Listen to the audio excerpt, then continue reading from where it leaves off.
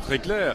Il y a une condamnation absolue du M23, une demande même de poursuivre les criminels de guerre qui en font partie et qui devront répondre de leurs crimes.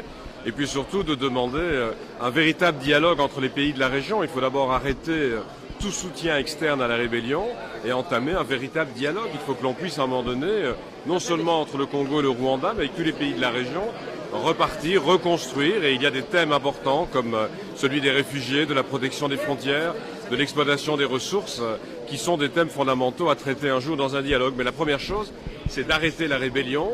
Et c'est pour ça que la condamnation très forte du M23, comme la condamnation de tout soutien extérieur, étaient des éléments importants de la réunion. Et le président Paul Kagame est sorti, pourquoi?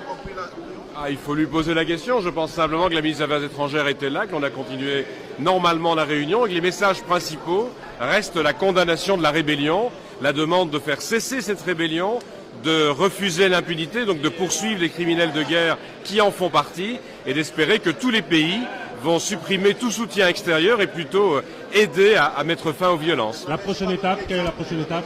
La prochaine étape, pour ce qui nous concerne, nous irons bien entendu au sommet de la francophonie à Kinshasa. J'espère que ce sera l'occasion encore de nouer des contacts sur le terrain. J'espère surtout que d'ici là, on verra progresser la situation. Mais il appartient d'abord aux pays de la région de renouer le dialogue. Merci, monsieur le ministre.